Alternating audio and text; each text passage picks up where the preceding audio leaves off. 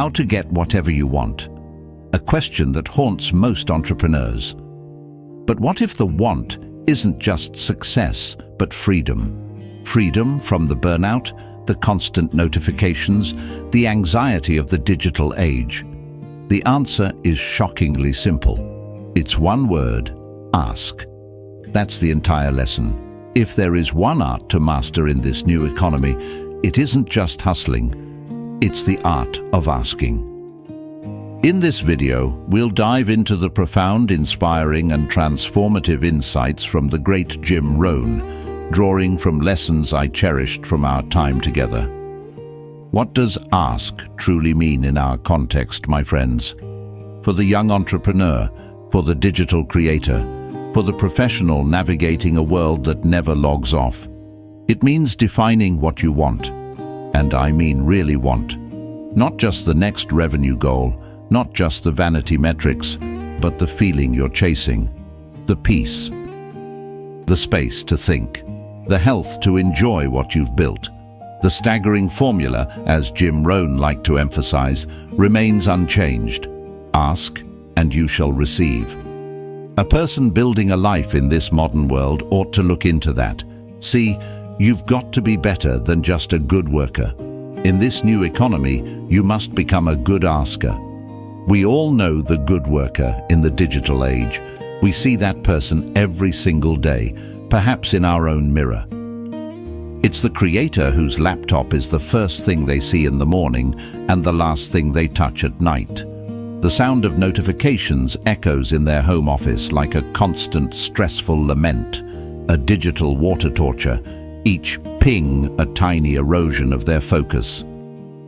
The air is heavy with the scent of stale, microwaved coffee, their eyes burning from the blue light of the screen, the muffled, frantic clicks of the keyboard the only rhythm to their life, their shoulders permanently hunched in a posture of defense. They are working. They are hustling, they are on. They tell themselves this is the price of the dream. They tell themselves that the freedom they crave is on the other side of this mountain of exhaustion. But what if they are climbing the wrong mountain? What if the freedom they're building is just a more comfortable prison? This is the paradox. As Jim Rohn often shared with me, you have to be better than a good worker. You've got to be a good asker. So let me share 3 key points on this art of asking and how it relates to receiving the peace and success you deserve. Number 1, asking starts a unique process, both mentally and emotionally. I don't pretend to know how it all works. All I know is that it does work. The moment you truly ask, the moment you define what you want your life to feel like, it's like pushing a button. A whole new set of machinery starts working in your subconscious. In the digital world, it's like you're finally setting the destination in your GPS. Before that, you were just driving fast, but with no destination. You were just working. The moment you ask, the entire universe, your own mind, begins to conspire to find you the shortest route. For the entrepreneur deep in the trenches of burnout, asking means finally defining your boundaries. It's the act of saying, this is what I want. I want to log off at 6 p.m. I want my weekends free. I want to build a business that serves my life, not one that consumes it. The how is mysterious, but the act is what matters. There are so many things in life you don't need to know how they work. You just need to work them. Some people are always studying the roots of their burnout. They're in a digital rabbit hole, reading every article, watching every video on productivity hacks, diagnosing every symptom, joining forums to talk about burnout. They're studying the roots. Others are picking the fruit. They're taking the walk. They're unplugging the phone. They are acting on the one simple definition they created. It just depends on what end of it you want to be on. Asking, defining that peace, is the beginning of receiving it. So, start the process. Now, here is number 2, and this is the insight that changes everything. Receiving is automatic. receiving is automatic. Now, if that's true, if receiving the peace, the balance, the focus you want is automatic, then receiving is not the problem. What's the problem? The failure to ask. The failure to define it. This might be the single biggest problem in your professional life. Check it out. I see it all the time. A young creator comes to me, their eyes bloodshot, their shoulders slumped. The digital equivalent of the guy Jim used to talk about. This creator says, "Oh, now I see it. I got up last year and I hit it every single day. I posted 3 times a day. I answered every DM. I never missed a trend. I learned 2 new software platforms. My screen time average was 12 hours a day." They say this almost with pride, but then their voice breaks. But there is not a single scrap of paper, not one note in my phone, with my boundaries on it, with my definition of peace on it. A good worker, a very good worker, but a poor asker. You have to change that.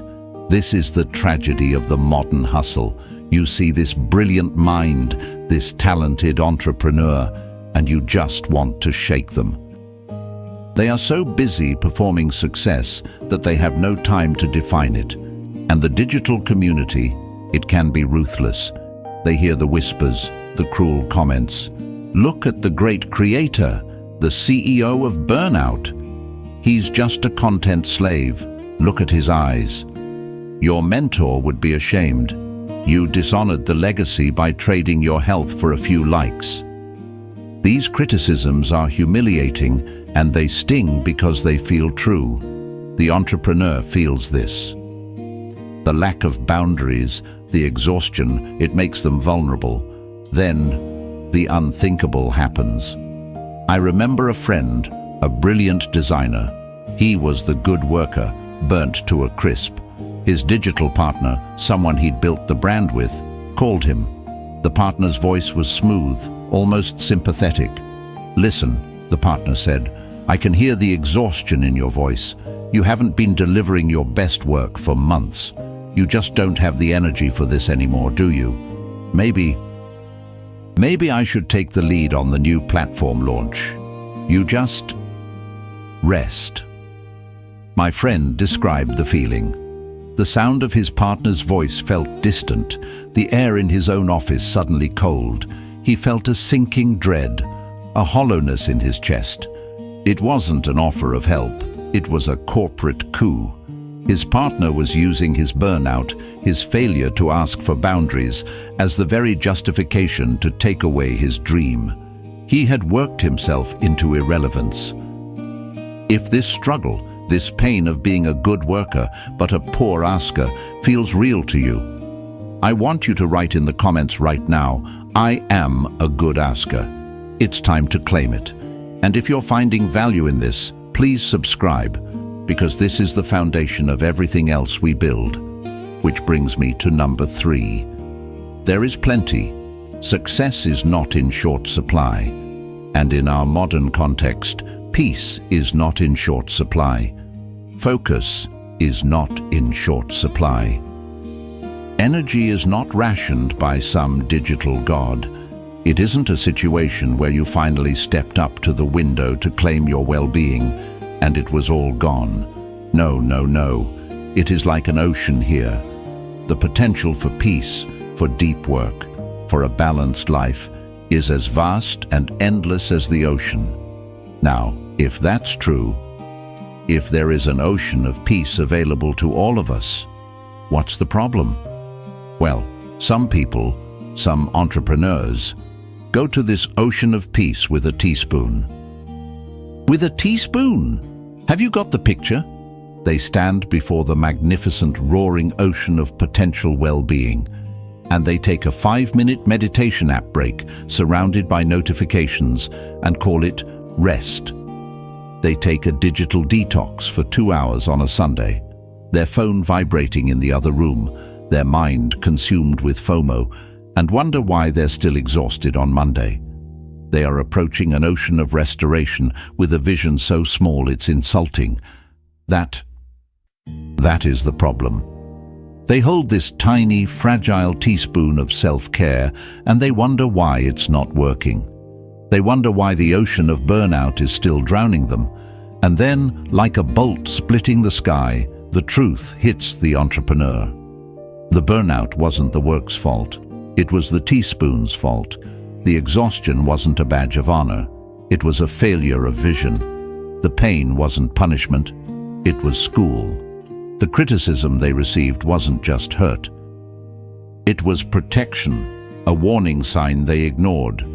The partner who betrayed them, that wasn't just a tragedy. It was the final, brutal revelation that their current path was a dead end. In view of the size of the ocean, my friends, what you want to do is trade your teaspoon for at least a bucket. You'll look better down at the ocean of life. The algorithm won't make fun of you. Now, this transformation isn't instant. The first time the entrepreneur tried to use a bucket, the first time he tried to log off at 6 p.m., he failed. He sat on his couch, the silence of the apartment deafening. He could feel the phantom vibrations of his phone. He lasted 20 minutes before he cracked, opening his laptop, just to check one thing. He had the bucket, but his mind was still a teaspoon. For 3 months, he struggled. He would test his new boundaries, and they would fail one after another, because he hadn't yet truly believed he deserved the ocean. Okay, so now there are 2 ways to ask, 2 ways to trade in that teaspoon for good, and we'll wrap up this lesson. Here's number 1, ask with intelligence. It didn't just say ask, it meant don't mumble. You don't get peace by mumbling. You don't get balance by being vague. Be clear, be specific. Intelligent asking for the modern professional means, how wide is your peace? How high is your boundary? How soon do you unplug? When? What size is your rest? What color is your off time? How much mental space do you require? Define what you want. Describe what you want. That is powerful. Your defined boundaries become like a magnet. They pull you in that direction, and the better you describe them, the more they pull. The entrepreneur realized his first failure was a failure of intelligence. He just said, "I'll rest more." It was a mumble. So he tried again. He opened his digital calendar. He created an event, colored it bright red, and titled it, "Offline, Do Not Schedule." He set it to repeat every single day from 6 p.m. to 9 a.m. He did the same for every Saturday. He defined his bucket, and the first time he honored that red block, the first real success, it was terrifying. He logged off. The silence returned. But this time, he was prepared. He had asked intelligently. He went for a walk. The air felt cold on his face, a sensory shock after the stale air of his office. He heard birds, not notifications, and then a profound feeling, relief. The world hadn't ended. His business hadn't collapsed. The ocean was right there. So, ask intelligently. And here's number 2. Ask with intelligence and ask with faith. This is the childish part of the equation. This is the part our modern, skeptical, data-driven minds struggle with. You must believe you can get what you want. You must believe you can have both a successful digital business and a peaceful, balanced life. Like a child, not like an adult. Adults are too skeptical. The adult entrepreneur says, if I unplug, my engagement will drop. If I take a weekend off, my competitor will pass me. The algorithm will penalize me. It's impossible. The adult mind looks at the data and sees only risk. The child believes. The child trusts the process. Thinking back to Jim Rohn's teachings, the formula really reads, make your plans for balance like an adult. Be specific, intelligent, strategic. Put the red blocks in your calendar, and then believe in them like a child.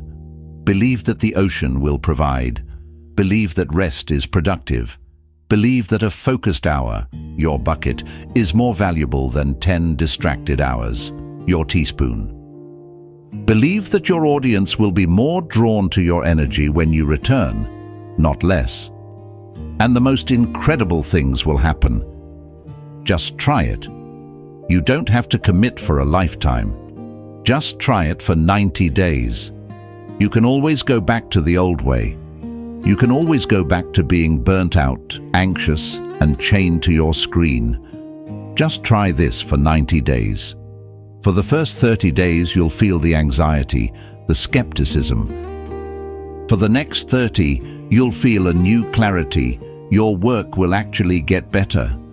And by the last 30 days, you'll wonder how you ever lived with just a teaspoon. The world admires the doers, but in this new world, we must admire the balanced doers, the ones who had the courage not only to build, but to ask for a life worth living while doing it. Years later, I saw that same entrepreneur. He was at a conference, looking 10 years younger. He was mentoring a young creator, a kid with the same bloodshot eyes and frantic energy he once had. The kid was talking a mile a minute about his hustle, his metrics, his lack of sleep. The entrepreneur listened patiently. He didn't interrupt. He just waited. When the kid finally ran out of breath, the entrepreneur smiled, pulled out a small notepad, and drew two things. He drew a tiny teaspoon, and then he drew a vast, endless ocean. He didn't say a word. He just pushed the notepad across the table. That is legacy. Passing on the wisdom, proving that the most successful legacy isn't just what you built. It's the joy you had while building it and the peace you protected. Thank you for joining me on this exploration of Jim Rohn's profound wisdom. Apply these insights to your own path. Subscribe for more transformative content, like if this inspired you, and share your thoughts in the comments below.